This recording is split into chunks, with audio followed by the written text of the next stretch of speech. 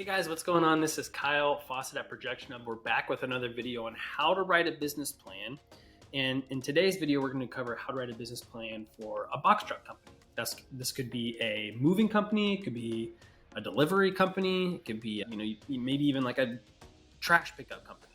Not like one that goes around and empties all your trash cans, but maybe it comes and picks up special orders or something like that. So a box truck company can do a lot of different things and look a lot of different ways. And in today's video, I'm going to walk you through a fictitious example of a business plan, which will probably be focused less on exactly what it says and more on the structure and some things you can do to make sure you can make your business plan as good as possible.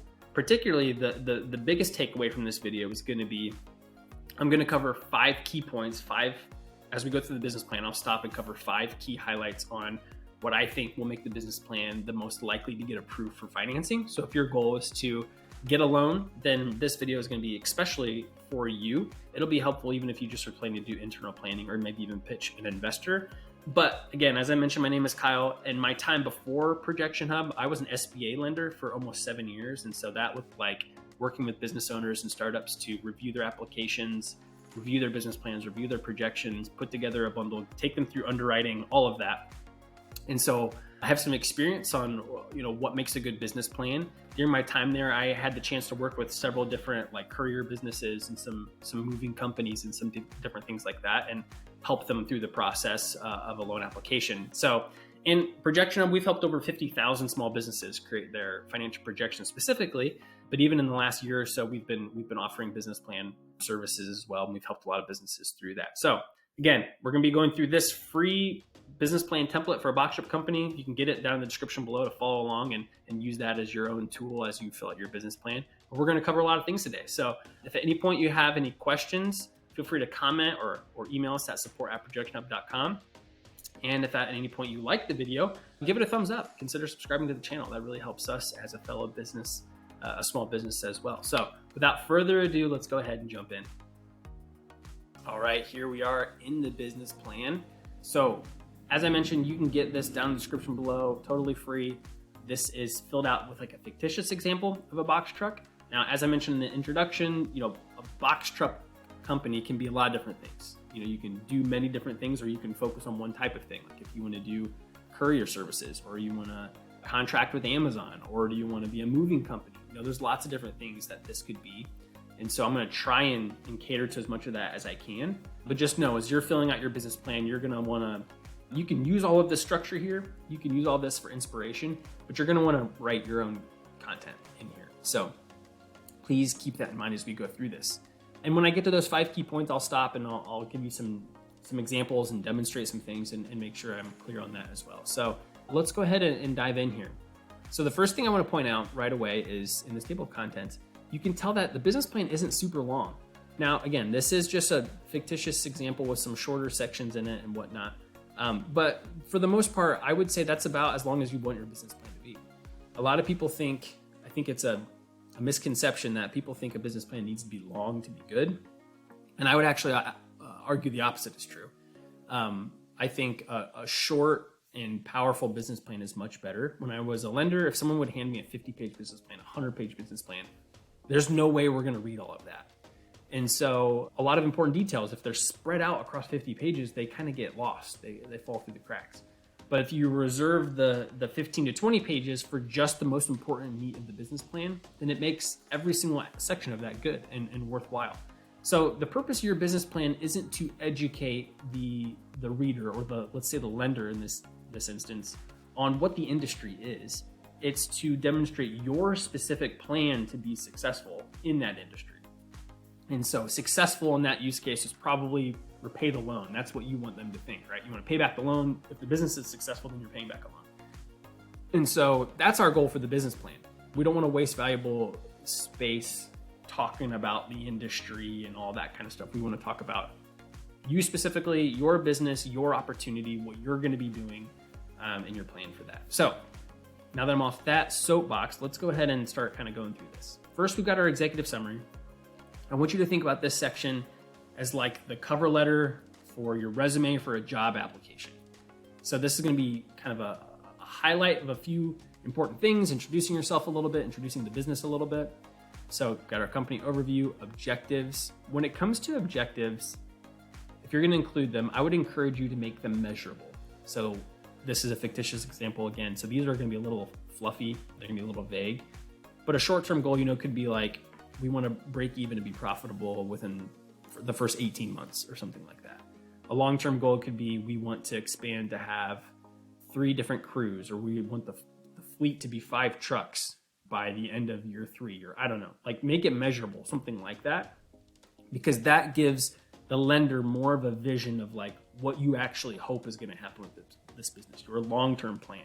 If your long-term plan is just to be a trusted partner throughout the region, that doesn't really give you insight into like your actual decision-making and what you're trying to set yourself up for. One section that I think, one sub point I think that could be added to this section is kind of a financial highlight or a financial overview. And that can just be a couple of points like related to your specific financial projections or your setup here, which we'll talk about more of that later in the business plan. But that could be like your startup costs. That could be when you plan to break even. That could be how much funding are you gonna need or financing are you gonna need, and the different sources you plan to coordinate to make that work. So you could put some of those details in. Okay, moving along. And again, when I get down to the first key point, we'll stop a little bit, but that's in section 3, I think. Company description. This is kind of just an extension of the executive summary, but here you can give more of like the founding story, a little background to the owner, why you're starting the business, that kind of thing. The ownership structure, the legal structure. So here you can talk about who owns the business, if there's multiple owners, what the percentages are.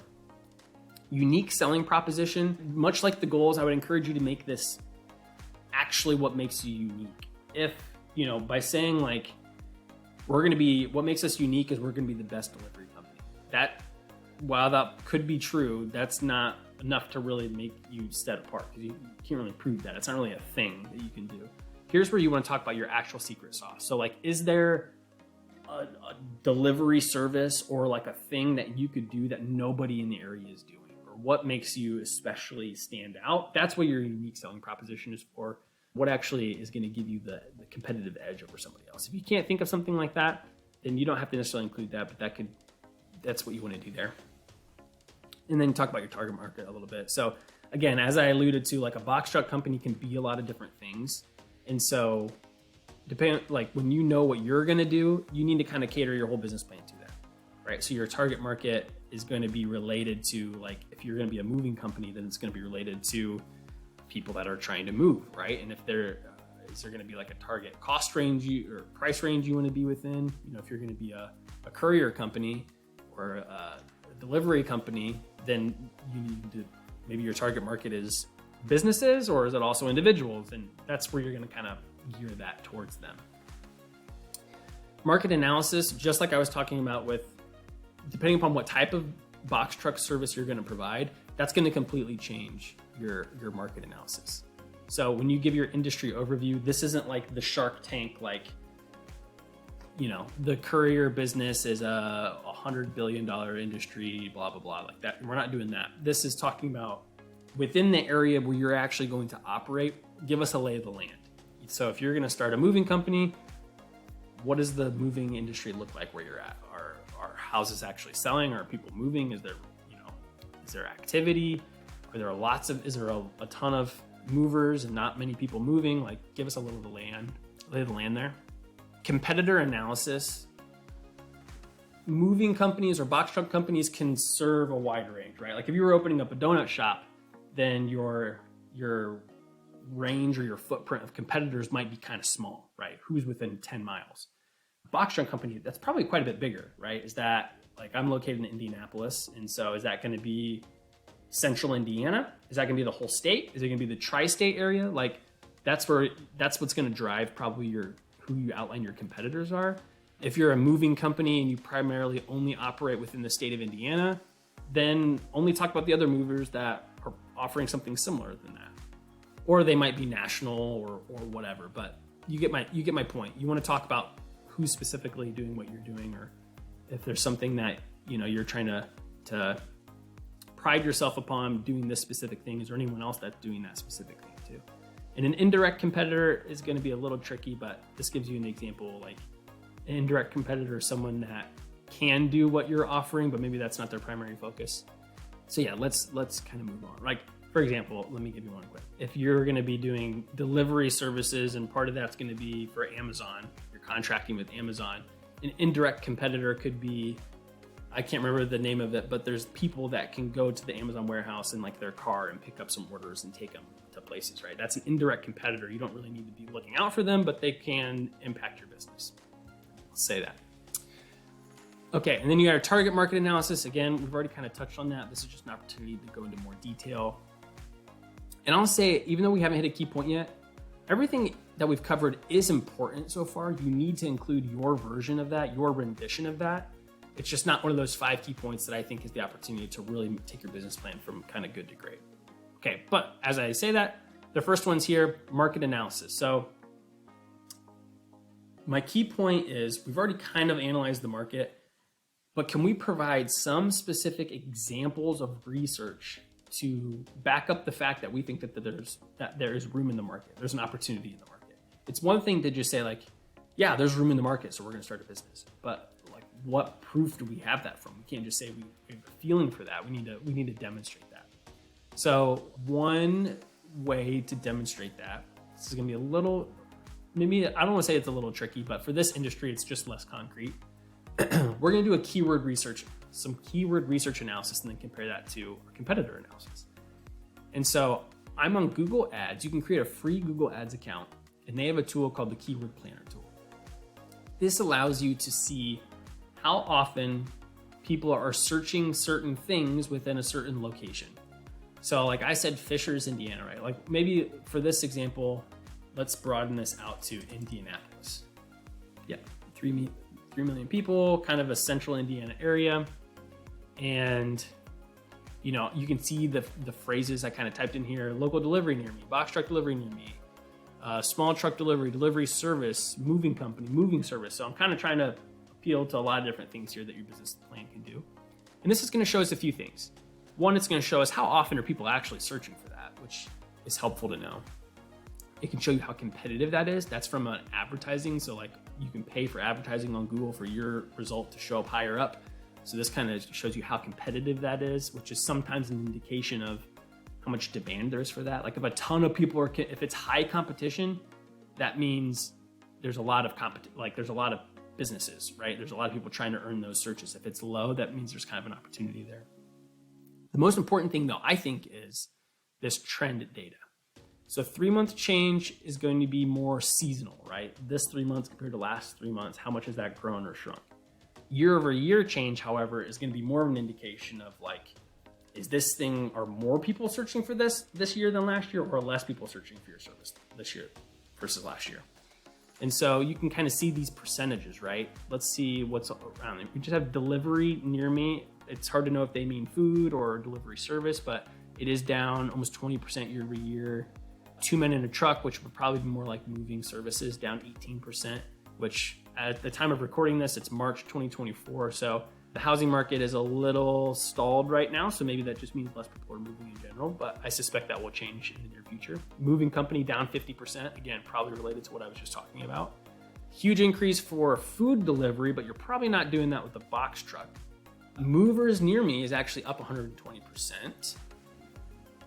So one thing that can be interesting about this is sometimes just the semantics change year over year. So maybe people used to say delivery service or 2 men in a truck near me, but maybe that's kind of fallen out of popularity. Now people are just saying movers, right? And it's kind of hard to predict that, but that's why it's important to do this kind of thing. So that's my way of saying this is, let's say we are doing a moving company, right? And it's clear that it's down a little bit, but movers near me is up quite a bit. So we need to explain why we think that's the case. And what this is doing is an indication, again, of the demand side. This is not the supply side. So if we think overall the search demand is down for the thing we want to start a business for, we need to be prepared to talk about how we're going to combat that in our business plan. So we need to acknowledge the fact that as of right now, moving services are down because of the housing market, etc. But we believe, based on this data, in 18 months, it should be an increase and there's going to be a lot of opportunity. And in the last 3 years, many moving companies have closed because less people have been moving, but that's going to change. Like you can see my thought process here. And doing that kind of process and including that in your business plan is much more concrete than just saying like, yeah, there's room in the market. Now, the other side of that is going to be service, right? So this only demonstrates demand. Are people actually looking for what I want to offer? And then talking about your competitors and, who is kind of overlapping with what you offer is the supply side. So maybe there's growth in demand, but has there also been growth in the supply side? And you need to kind of try to familiarize yourself with that and then include that in your business plan. Hopefully that makes sense. This is a little bit of a tricky industry to do that super accurately, depending upon what kind of service your box truck is going to provide. Marketing and sales strategy. Again, here's where you're gonna hone in on what exactly are the service. What is the service you're going to offer? How are you going to price that service? And then your sales strategy, like how are you actually going to get loads? How are you going to get people? Like, are you going to contract with a load board? Are you going to franchise? Are you going to try to do it local and do advertising? That's what we need to talk about in this section, depending upon what kind of service you're going to provide. So you're going to include in here, like, we're going to have a website. We're going to post on social media. We're going to advertise, whatnot. Talk about that in detail. That is important to have. That's not the key point though. Key point number 2 is going to be demonstrating customer acquisition. So just like in the last section, the way to go from good to great is by demonstrating some sort of proof. Same thing in the customer acquisition or the marketing side. So it's one thing to say, hey, we're going to have a website and people are going to start contacting us. It's another thing to demonstrate like, hey, we've actually done the work to either already acquire some customers or guarantee we're going to have some customers. And let me explain what I mean by that. Let's look at example number 4, okay? Start small or on the side. Maybe on weekends, you have a truck and you start by doing whatever your service is going to be part-time. Maybe you're moonlighting, maybe you're doing it on the weekends, maybe you're doing it after work. So maybe let's say your business is moving services, okay? And let's say you did this for a year on the side and you generated some good business and you found a way to acquire customers, and you could say in your business plan, in the last 12 months, I've generated $18,000 of revenue by doing this just by myself and with a used truck. And here's how I was able to find customers. And I think I could grow that. That sounds amazing in a business plan. Coming from a perspective of a former lender, that sounds so much better than the business that just says, well, we plan to advertise on social media and have a website. If you can say, well, we plan to advertise on social media and we have a website, and I've already proven this because in the last 12 months, I've done it on my own and we were able to do this and whatever. Like, that sounds amazing for a business plan. That's a really good way, because that not only demonstrates that you know what you're doing, that demonstrates that you have like the hustle and the grit to like start this thing from scratch. And hopefully that importance of that is coming through the screen to you. That's a really great way to make a business plan shine. Now, it doesn't have to be that specific example, but I hope that gives you some sort of tone of, what I mean by customer acquisition demonstration. It's called traction, right? You can demonstrate momentum or traction. Okay, moving along, operations and management. You're just gonna talk about the logistics of the business here. So again, depending upon your specific box truck service, talk about your drivers, how you're gonna recruit them, how you're gonna train them, what they're gonna be doing, what type of equipment are you gonna be managing and maintaining that fleet. How are you gonna secure your loads and your scheduling? Are you gonna have a dispatcher or however you need to handle that? Will your website handle the incoming requests and you're gonna facilitate those? Like, you need to talk about how it's actually gonna work here. But key point number 3 is highlighting your relevant experience. In this section of the business plan is where you need to make sure that you talk about you, assuming you're the ownership. So you and your team, that you know what you're doing and you know what you're getting yourself into. So we want to make sure the lender has no doubt that you're able to actually do this business. So highlight your experience. If you have all of the skill set and the experience and the know-how to do your box truck business or your moving company or your delivery service, that's great. Highlight all that experience and why it is that you know how to do all that. If you don't, then we need to supplement that, okay? So let's say maybe you come from a career, like maybe you were in a management career, and like maybe you were a manager in a factory or something like that. Talk about what skills you have that are transferable, right? So maybe you've got management, maybe you've got scheduling, and maybe you've got, loading and unloading trucks or whatever it is. Talk about those necessary or the important skills. But there's some aspects of running a company in your new moving company business or your delivery business that you don't have. You don't have that experience, right? So I'm not saying that having a box truck company is rocket science, but you need to give the lenders an indication that you are prepared to do this. And if there's some obvious skill sets that you're missing, you need to supplement that either with a partner, with key mentors, or key employees. So maybe you've worked for a logistics company, but you've never done the driving yourself. So talk about the fact that maybe you already have one driver with a lot of experience that you're planning to hire, right? That's great. So that's probably the best example I can give you for that one. All right, the big one, financial plan.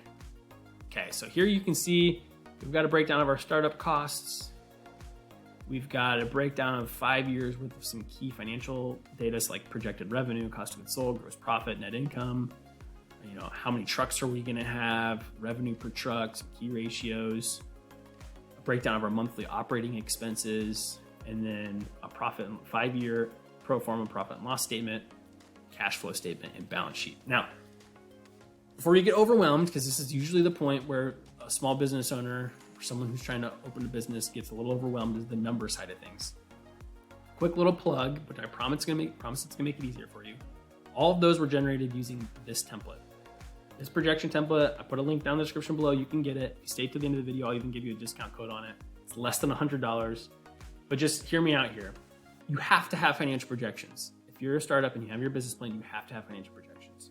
They're the most important part of your business plan. Your lender will read your business plan probably once, but they'll probably read your projections 20 times, including the underwriters. And so there's 3 different ways to make your projections. 1, you can hire an accountant to do it. Definitely an option, great way to do it. Feel free to do that. It's just gonna cost a good chunk of money. 2, you could do it yourself. Again, that's an option. I'm sure there's guides out there to how you can just go fill it out without using a template and put whatever. You can do that. But again, probably the one key point here that I shouldn't use Keypoint because that sounds confusing. A really important detail is you want your numbers, your first impression of your lender to your numbers to be a good one. If they're confused or they think your numbers are untrustworthy or hard to explain, it's really hard to come back from that. So you want their first impression to be a good one. The third option, use a template, a reliable template that is built by an accountant. So this template was built by our CPA on staff. It's been used many times. Again, I already mentioned we've helped over 50,000 small businesses create their projections. It's super easy to use. So the purpose of this is for you to fill it out. We're only editing things on these blue tabs and in these blue boxes. So you're putting in all of the numbers you probably already know about your business, like the assets you need to purchase, how many trucks do you plan to have, when do you plan to bring that truck online, the purchase price of the truck, if you're gonna plan to have any loans. So you can see it's very simple information. This tab here, we're only touching these blue boxes, right? How many days of the week are we gonna operate? This section is if you're gonna do local deliveries. This one's other revenue. Very easy. Here we're just gonna talk about our monthly expenses. And then lastly, if you're gonna have any salaried employees, this is where we would put in some information about them. And then the template's gonna do the rest. It's gonna create all the charts, all the financial statements that your lender needs and that your business plan needs.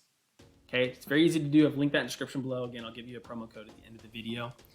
Key point number 4 is not having financial projection. You have to have financial projections. It's not a key point. It's a minimum requirement. Key point number 4 is, are they realistic and within kind of industry norms for what you plan to do with your box truck? Now you're probably wondering, well, how do I know what's realistic or what is within the industry norms? And that's a great question. And I would say just go to Google. It's a very simple answer to a hard question. Go to Google, or if you're comfortable using a tool like ChatGPT, you can use that. I'll give you an example here. Like I asked, for a local delivery or moving company that operates box trucks, what are some key financial data? And so I can see what would be typical. Like let's look at net profit margin, 10 to 20%. And I'm gonna go back to my projections. I can see net income right here is 40%, 44%. So my projections are pretty optimistic. I'm pretty high, right? So maybe I need to go back to the drawing board and say, like, does anything seem off? Because I'm pretty optimistic on that, right? I can also look for another source, right? So if I do like, what's a typical profit margin for a delivery truck business? 2.5 to 8%, right? So that's even lower. So my projections are on the high side. And that's a thing I would want to make sure we get dialed in, or we would want to figure out why is that, right? It looks like my operating expenses are pretty low. So, but maybe I can go back and double check, like, yeah, my operating expenses are going to be that low. And I think that's what's going to make us successful, is we're going to be much more profitable than a normal delivery business. So that's an example of that exercise. You're just going to go and Google it. Now, I didn't mention this, but if you use our projection template, not only do we have a video guide that shows you how to fill it out, but we also offer free support to answer questions for you and a free review. So if you fill it out and you're like, okay, I think I did it, but I'd love some feedback, send to us. We'll give you free feedback on how to improve it and some pointers, for your loan request. So that's key point number 4, is make sure they're realistic and within industry norms. And that brings us to the end of the business plan. We've got one more key point, and that's just to give you a little bit of insight on being prepared for skin in the game. Now, this is a pretty easy one for this industry. Skin in the game is just being prepared to share in the risk that your lender. So this is primarily if you're trying to get a loan, and that's going to be that your lender is going to want you to kind of share in that risk. So just like if you're buying a house, like if you need $100,000 to start your business, your lender might give you 80,000 of that. You're gonna have to come up with the other 20,000. Just like if you're buying a house, you have a down payment. Just like if you're buying a house, the house is the collateral. So if you default on that loan, you lose the house, right? You lose the asset, you lose the collateral. Just like with the business, right? You're gonna have to collateralize that loan. Now, again, this type of business, it's great because the truck is gonna be your collateral. If you're buying the trucks, that's gonna be your collateral. If you're renting the trucks, your startup cost is probably quite a bit lower. You're probably just asking for working capital. But if you do have a collateral shortfall and the bank needs some more collateral, do you have a free and clear car? Are you comfortable putting a second mortgage on your house? I'm not saying you have to do those things. I'm just encouraging you to be prepared to know what you have to offer and what you're willing to offer before it gets to that point. Another way to overcome a collateral shortfall is co-signers. And so a good co-signer is someone with a good credit score and has good outside income not attached to the success of your business. And so a lot of people aren't comfortable having a co-signer, but that is a thing that, can help a lender get comfortable if they're on the fence. And so what I'm just telling you is just be prepared. Know what assets you're willing to pledge and what you have to pledge. Talk to someone you think who could be a co-signer and see if they would be willing to before you even know if you need them. Don't put that in your business plan. Don't come to your lender and say, here's all the things I'm willing to give you. Just have that, card in your back pocket. Last piece of advice I'll give you is a lot of people would come to us and say they wanted to keep their business and their personal stuff separate. That's great advice when it comes to bank accounts and bookkeeping. It's not realistic advice when it comes to getting a loan. You will be required to sign personally on the loan, including a co-signer, including a co-owner of more than 20%. And so if the business fails to pay back that loan, you will be on the hook to pay that loan personally, and that's just a fact. You're not gonna avoid that. That's just how it goes. So there you have it. That's the box truck business plan. Again, I tried to cover a lot of different types of box truck businesses all in once. I'm going to grab you if you use PH20BP, you can get the projection template for 20% off. Again, it's already less than $100, so that'd be a pretty good discount for you. Free support included, free review included. If you have any questions, contact us at support@projectionhub.com or leave a comment in the video section down below. We'd be happy to help you out. And give us a thumbs up if you appreciated this video. Consider subscribing to the channel as well. And we wish you the best of luck, and we'll catch you on the next one. Thanks.